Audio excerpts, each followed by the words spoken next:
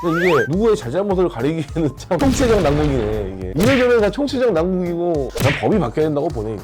근데 지금 박치기를 딱 했단 말이야. 쓰러져서 정신을 잃었는데 정신을 잃었을 때 계속 가격을 할 정도의 잔혹함, 당연히 민사적으로나 여러 가지 형사적으로나 충분히 죄값은 받아야겠지만 심신미약 상태가 맞고 심신미약이 적용될 것 같아.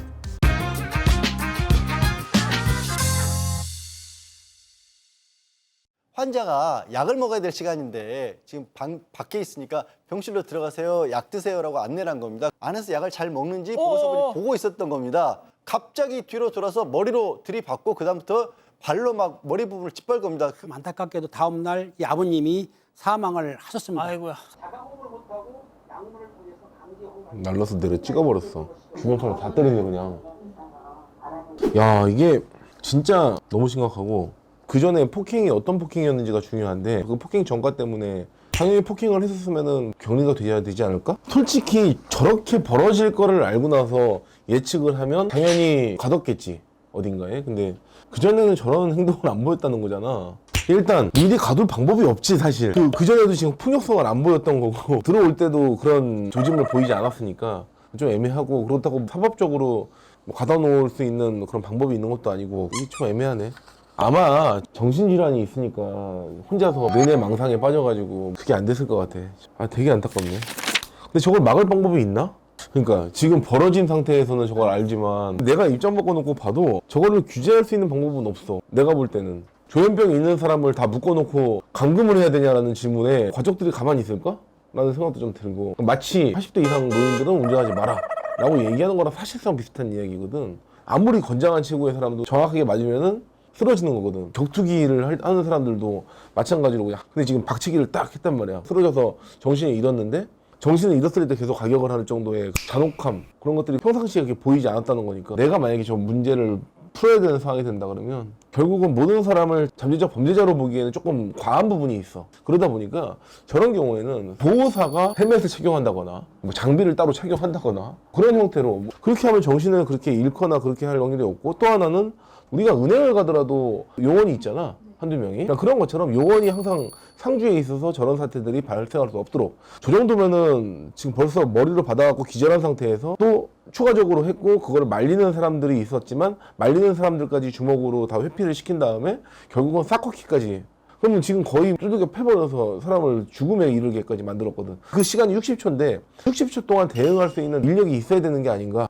근데 지금까지는 그런 걸 제도적으로 마련하지 않았으니 이제 교대로 한 명씩 배치하는 것이 어떨까. 특히 조현병이나 이런 정신질환을 가지고 있는 사람들을 병원에 입원시켜야 하는 경우 그 병원들은 특별하게 그 검사를 받고 나라에서 좀 지원할 수 있는 거는 지원해 주던가, 경찰 인력이라든지. 와 이거 심각하다.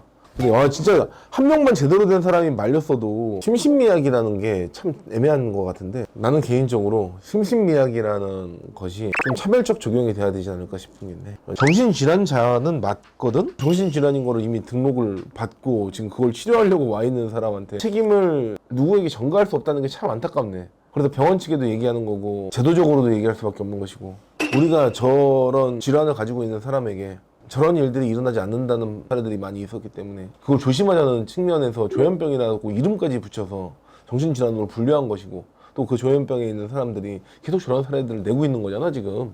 그러면 당연히 제도적으로 그 사람들을 저지할 수 있을 정도의 그 무언가가 있어야 되지 않았을까. 그래서 이거는 입장 바꿔놓고 양쪽 입장을 생각하면 되거든. 돌아가신 그 유가족의 경우에는 당연히 이게 무슨 청천벽력 같은 그런 일이겠어. 충분히 이해가 되고 그거를 여기저기서 해결을 당연히 해줘야 되고, 소잃고 외양간이라도 지금이라도 고쳐야 되는 게 맞고, 저거를 당연히 민사적으로나 여러 가지 형사적으로나 충분히 죄값은 받아야겠지만 심신미약 상태가 맞고 심신미약이 적용될 것 같아.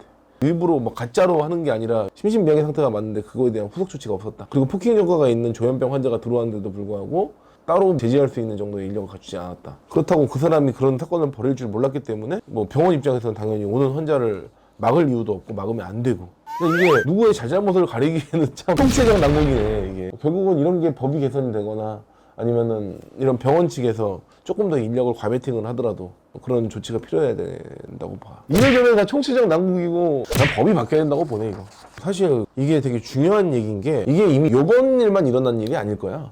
그러니까 항상 뭐든지 예측하는 자세가 되게 중요하지. 벌어진 일 또는 벌어졌던 일들을 대상으로 늦었는데라도 고쳐야지. 그 다음 또 피해자가 발생하지 않고 또 다음 일들이 발생하지 않거든. 결국은 일도 그렇고 사람도 그렇고 내가 실수했다는 거든 아니면은 뭔가 제도적으로 미비했던 부분들 그런 것들을 최대한 다시 고쳐서 지금이야 이제 사망 사건이기 때문에 사실상 돌이킬 수 없는 일이긴 하지만 저런 일들이 분명히 조현병이 폭행했던 사건들이 여러 개가 있었으니까 그 전조 증상이 있을 때 항상 그 해결을 해야 된다.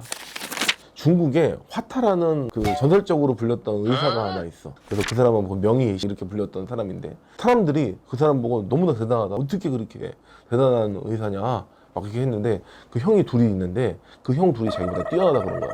그래서 사람들이 무슨 소리를 하시는 거냐, 당신이 최고의 의사지 그랬는데 그분이 그 형들에 대해서 이렇게 얘기를 했어. 첫째 큰형님은 자신의 그 마을에 있는 사람들을 병이 생기기도 전에 미리미리 예방을 해서 아픈 사람이 그 동네의 반경에 아무도 없었다.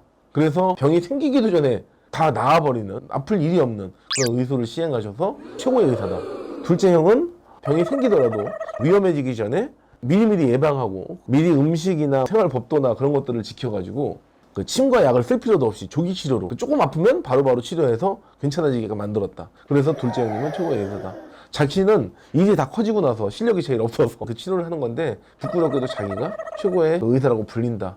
이런 이야기를 했거든. 처음에 제일 좋은 거는 사건이 다 벌어지기 전에 사전 예방하는 것이 제일 좋고 두 번째는 일이 벌어졌을 때 빠르게 조기에 수습해서 두 번 다시 그런 일들이 일어나지 않게 또 수습하는 게 중요하고 세 번째는 큰 사건이 결국은 났으면 지금에서라도 어쨌든 더 번지기 전에 추가적으로 이런 일이 또 벌어지기 전에 최대한 수습하는 것이 중요하다. 오늘의 결론, 일이 커지기 전에 미리미리 사전적으로 예방하자.